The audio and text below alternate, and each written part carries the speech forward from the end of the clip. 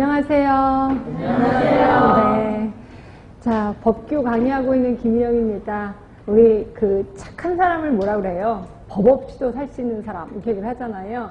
근데 법 없이 살 수 있는 사람을 다시 두 부류로 나눌 수 있다면, 하나는 법에 대해서 아주 잘 알고 있는 사람, 그걸 우리 유식한 사람이라고 할까요? 하여튼 법에 대해서 잘 알고 있는 사람이 있는가 하면, 법에 대해서 무지한 사람이 있단 말이에요. 근데 법에 대해서 잘 알고 있는 사람은 어떤 게 범법행위고 어떤 게 합법화된 행위인지를 알아. 그러다 보니까 그러니까 범법행위를 안 하게 되는 거죠. 그러니까 영원히 착하게 살 수가 있어요. 그런데 비해서 법에 대해서 무지한 사람, 또 법에 대해서 알려고 하지도 않는 사람은 자기도 모르게 범법행위를 하는 경우가 꽤나 많습니다. 예, 그래서 나는 그냥 남을 도와주는 입장에서 했는데요. 근데 그게 나중에 범법행위로 가게 된다는 거죠. 그래서 대부분 보면 우리가 나중에 이제 간호사가 되잖아요.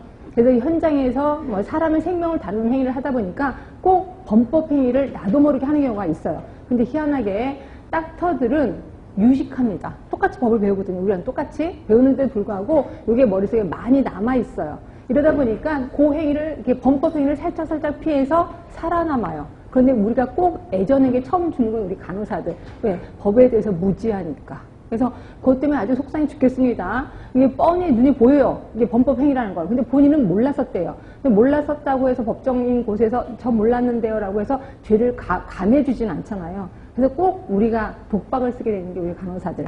근데 이런 거를 모르고 대부분 현장에 계시는 교수님들은 아 이거 법규 이거 그럼 골치 아프다. 그래서 어떤 교수님은 많이 나오는 문제만 딱 보고 아예 법규 과목을 없애버리는 학교도 있어요. 그러고 나서 기출문제 딱 보고 이것만 외워 라고 해서 간신히 국가고시원 통과하는 그런 학교도 한 군데 있습니다. 어느 학교라고 얘기는 하지 못하겠는데 근데 그 학생들은 떨어진 적이 없어요. 그래서 이제 법은 붙긴 붙어요.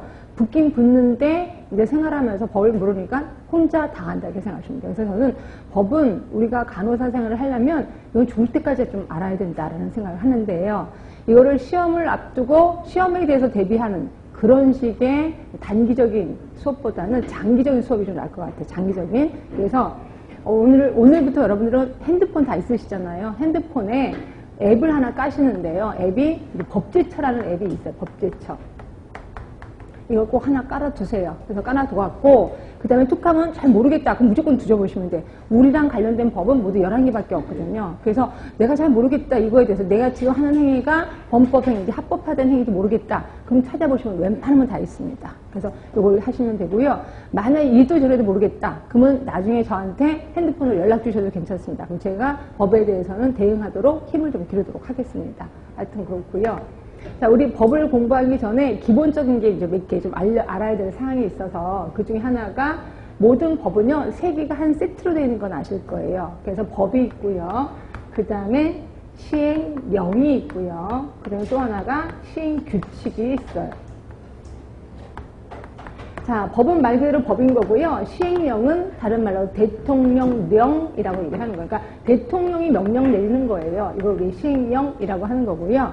시행규칙은 누가 명령을 내리는 거냐면 보건복지부령이에요. 그러니까 보건복지부가 명령을 내리는 거예요. 그래서 밑으로 갈수록 약간 현실적인 거예요. 현실적인 거. 그리고 위로 올라갈수록 약간 기본적인 것만 제시를 하고 있는 거야. 그래서 대부분 현장에서는 우리 시행규칙에 좀 신경을 써주시는 게 좋을 거예요. 그러나 국가고시를 대비할 때는 당연히 법에 대해서 시험에 좀 많이 나오겠구나 이렇게 생각하시면 돼요. 그래서 주로 법에 대해서 제가 가르쳐 드릴 거고 또 반드시 알아야 될 것들이 령이나 규칙이 있어요. 그러니까 이런 것들은 몽땅 다 하지는 않을 겁니다. 령이나 규칙은 다 하지는 않을 거고 필요한 사항만 제가 이게 다리가 이런 필요한 사항만 거기 우리 책에 보시면 네모 박스로 되어 있을 거예요. 이게 영이나 규칙 쪽이에요. 그래서 대부분 시험 문제는 영이나 규칙은 잘 안 나오는데 그래도 나올 것들이 좀 있어서 제가 거기다 표시를 해놓은 거고요.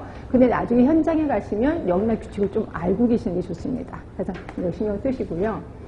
그 다음에 또 법에 대해서 또 기본적인 내용이 또 하나 있는데 그게 이제 뭔 소리냐면 기본 계획서라는 게 하나 있어요. 기본 계획서.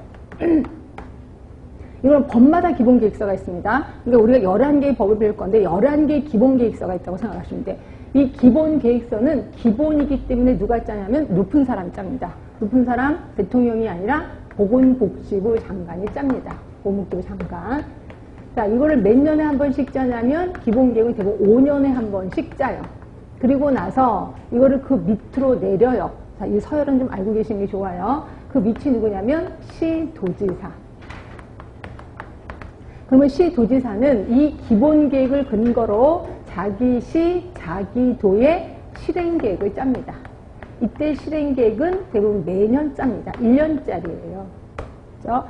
그리고 이걸 또 밑으로 내려요. 그 밑이